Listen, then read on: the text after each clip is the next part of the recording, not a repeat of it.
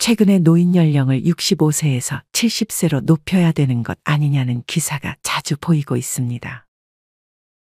유튜브 댓글만 봐도 이제 60대를 노인, 할아버지, 할머니로 표현하면 많은 분들이 60대가 무슨 노인이고 할아버지냐는 대댓글을 많이 다는 것 같습니다.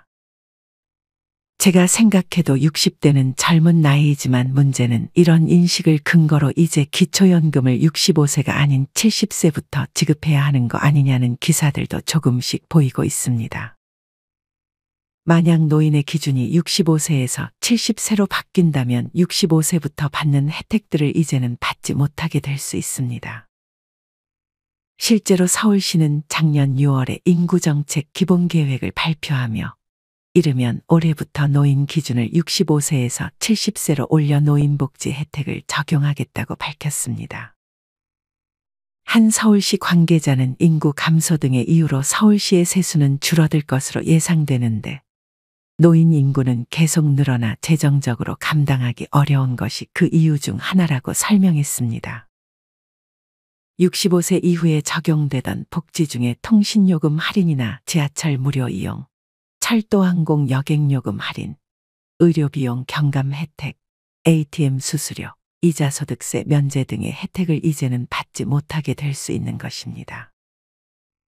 기초연금 수급 연령을 현행 65세에서 70세로 높이면 연에 6.8조 원을 아낄 수 있다고 하니 이런 얘기들이 나오고 있는 것 같습니다.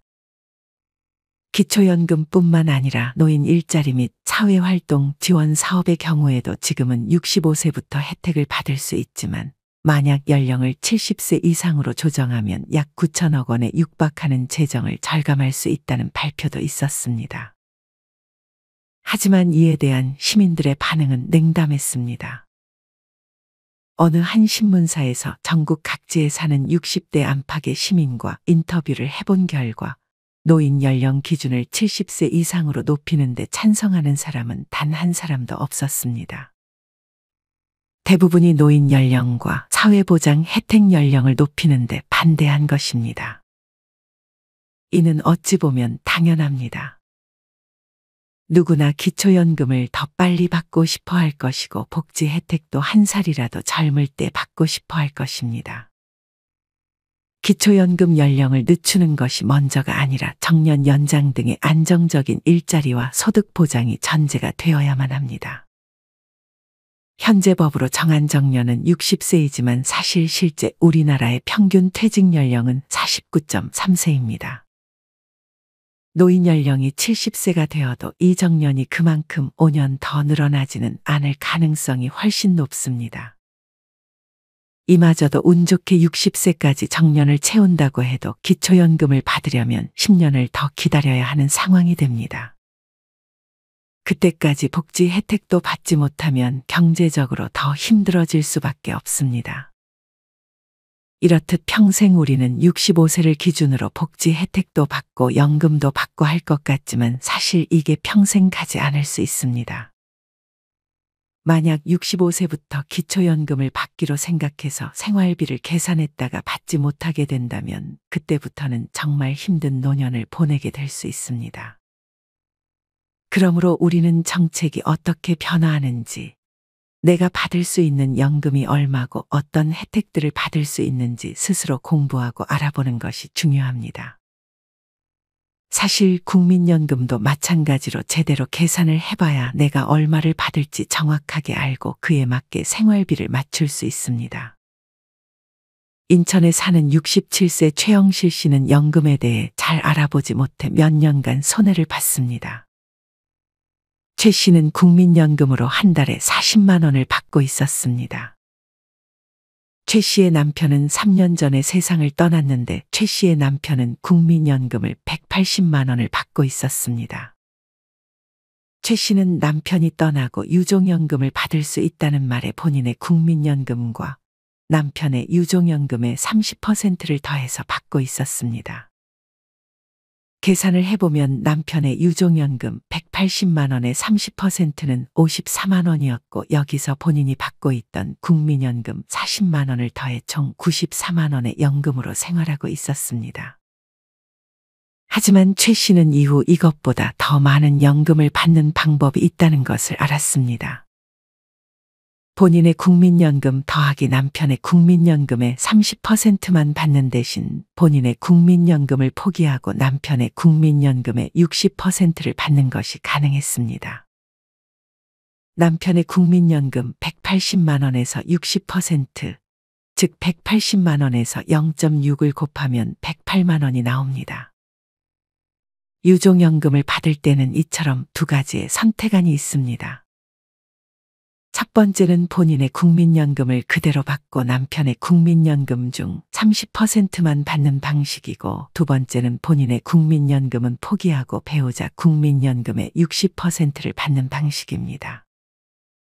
최 씨의 경우 첫 번째 방식으로 계산했을 때 94만 원밖에 받지 못하지만 두 번째 방식으로 계산했을 때는 108만 원을 받을 수 있었습니다. 최 씨가 제대로 알고 두 번째 방식을 선택했다면 한 달에 14만 원의 돈을 더 받을 수 있었던 것이었습니다. 하지만 무조건 두 번째 방식이 더 많은 돈을 받는 것은 아닙니다.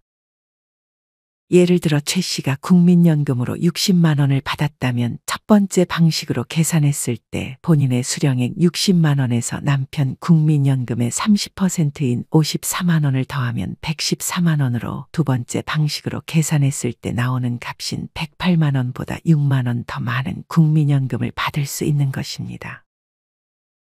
이렇게 피해를 보지 않으려면 유종연금을 계산하는 방식 두 가지를 반드시 알아놓고 더 많이 받을 수 있는 방식을 선택해야 합니다.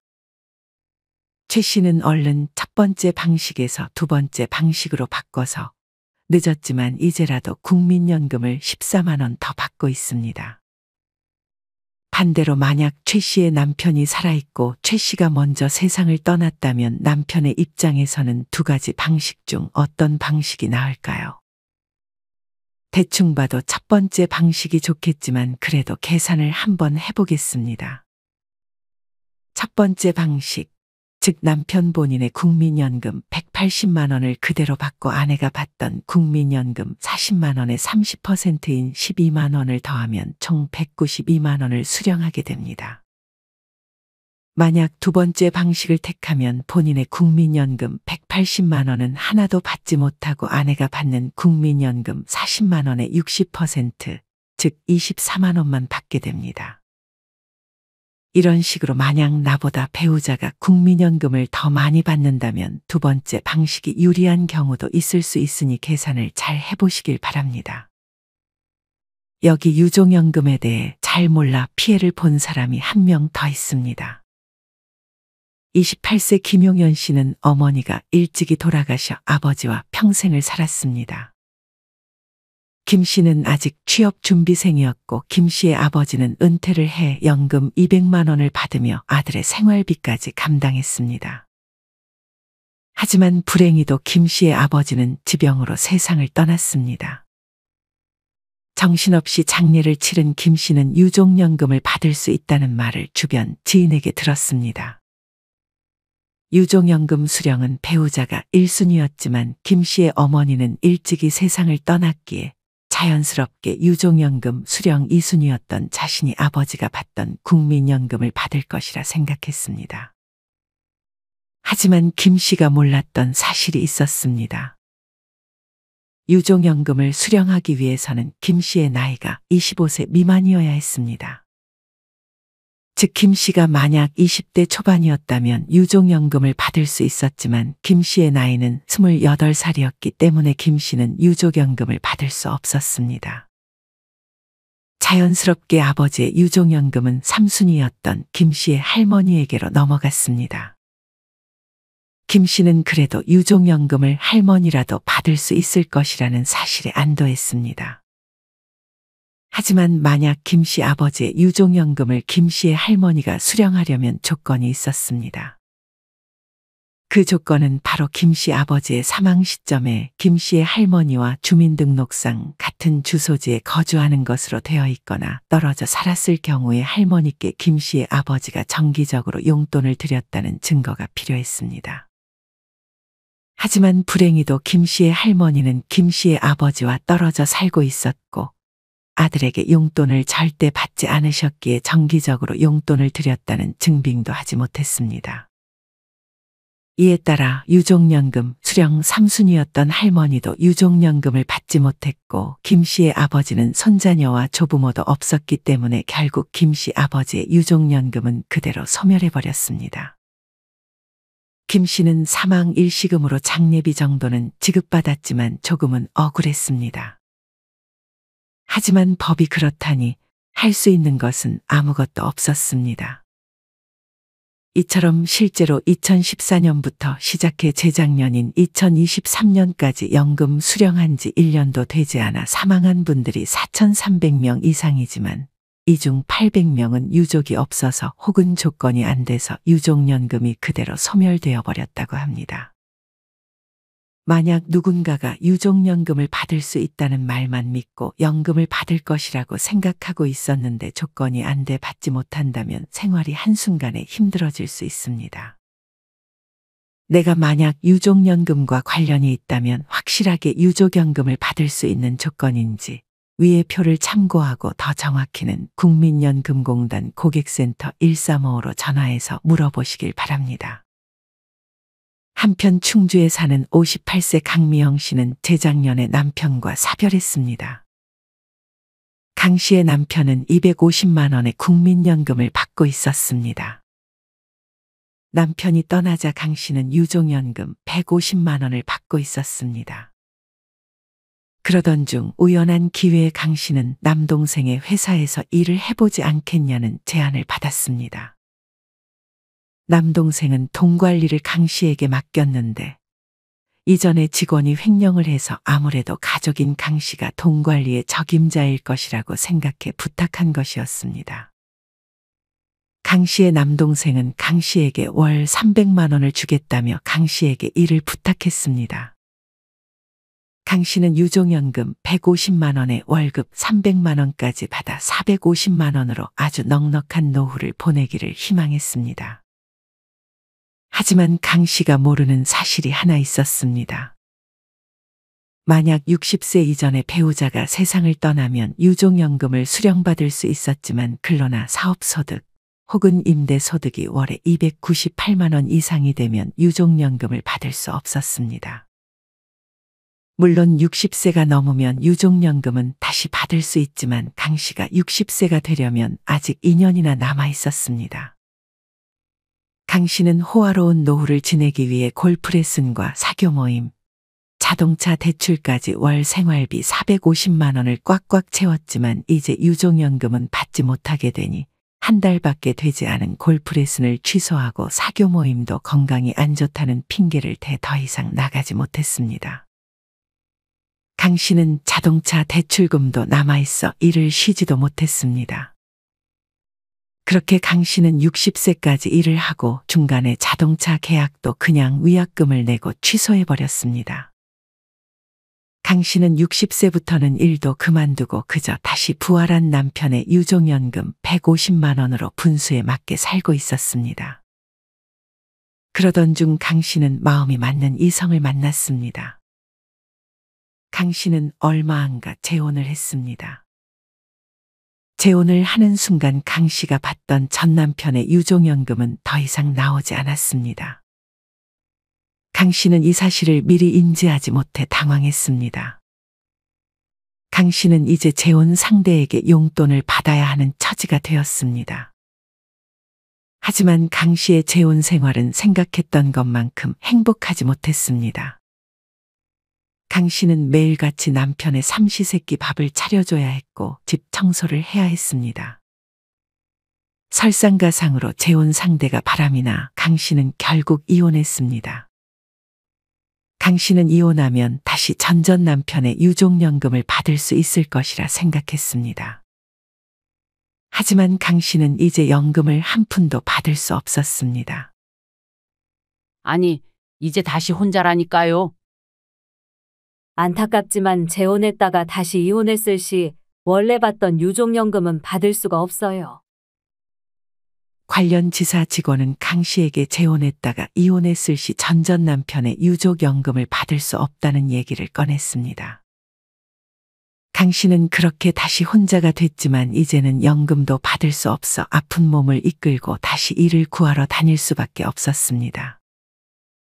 한편 평택에 사는 53세 백자현 씨는 국민연금에 불만을 가지고 있었습니다. 이유는 다름 아닌 직역연금과의 차별 때문이었습니다. 직역연금이란 공무원 연금, 군인연금, 사학연금 등을 의미합니다. 백 씨와 백 씨의 지인 김 씨는 모두 지병으로 남편과 일찍이 사별한 상태였습니다. 백 씨의 남편은 사업을 하다 늦은 나이에 회사를 다녀 국민연금 가입 기간이 길지 않았고, 지인 김 씨의 남편도 늦은 나이에 공무원이 돼 국민연금 가입 기간이 10년을 넘기지 못했습니다. 이후 시간이 흘러 백 씨와 지인은 연금에 대해 얘기를 나누기 시작했습니다. 유종연금을 받던 백 씨는 위의 표와 같이 남편의 국민연금 가입 기간이 10년이 안 됐기 때문에 기본연금액에서 40%밖에 받지 못했습니다. 하지만 지인 김 씨는 직역연금에 유종연금을 받고 있었기 때문에 기간과 상관없이 무조건 기본연금액의 60%를 받았습니다. 만약 똑같이 백 씨와 지인 김 씨의 남편이 받을 연금이 200만 원이고 가입기간이 10년 미만이라고 가정했을 경우 백 씨는 유종연금으로 80만 원을 받게 되고 지인은 유종연금으로 120만 원을 받게 되는 등의 차별이 발생합니다. 똑같이 내는 연금인데 이런 차별을 두는 건 바람직하지 않은 것 같다는 생각이 듭니다. 사실 개인연금은 국민연금과 달리 개인이 받다가 사망하게 되면 남은 금액을 내가 정한 그 누구에게나 물려줄 수 있는 장점이 있지만 국민연금은 그렇지 못하고 소멸해버리거나 직역연금과 차별이 생기는 등 국민들이 봤을 때 불만이 쌓일 수밖에 없게끔 만들어진 것 같습니다. 여러분은 만약 내야 할 국민연금이 연체되면 어떻게 되는지 알고 계신가요? 국민연금을 미납했을 시 압류가 될 수 있습니다. 어떤 분은 밀린 국민연금 1,500만 원을 한꺼번에 청구받고 납부를 하지 못하자 은행권이 싹 다 막혀버렸다며 불만을 토로하기도 했습니다. 사실 국민연금과 관련해서 더 큰 문제는 앞으로 도입될 자동조정장치가 될 수도 있습니다. 만약 자동조정장치가 도입되면 연금 개시 당시의 연금액으로 고정되거나 오히려 감액이 될 수도 있다고 합니다. 현행 국민연금 제도는 전년도 소비자 물가 변동률에 따라 연금액을 조정하도록 해 적어도 물가 상승분만큼 연금액도 인상됩니다. 하지만 자동조정장치가 적용되면 인상률이 마이너스 수치까지 떨어져 최저 인상을 면치 못할 것으로 보고 있습니다. 이를 토대로 생애 연금 수급액을 계산해보면 20대에서 50대 모두 7천만 원 이상 적게 받는 것으로 나타났습니다. 2036년에 자동조정장치가 작동한다고 가정했을 때 65세가 되는 1971년생은 2060년까지 3억 8,436만 원보다 7,273만 원 적은 금액인 3억 1,163만 원을 수령하게 됩니다. 이외에도 40대인 1976년생과 30대인 1986년생은 7,293만 원, 20대인 1996년생은 7,259만 원이 삭감될 것으로 예측됐습니다. 국민연금을 어떻게든 깎으려는 모습이 보이는 것이 좋게 보이지는 않는 것 같습니다. 물론 국민연금공단은 현재 돈을 아주 잘 벌고 있습니다. 지난해만 해도 국민연금공단은 해외 주식의 비중을 늘리며 9월 말 기준 9%의 수익률을 내기도 했습니다. 이렇게 낸 수익을 잘 지켰다가 연금액을 줄이거나 차별 없이 공평하게 잘 지급이 되었으면 좋겠습니다. 이상으로 오늘의 영상을 마치겠습니다. 우리 모든 구독자분들의 행복한 여생을 응원합니다. 다음에 더 좋은 내용으로 찾아뵙겠습니다. 감사합니다.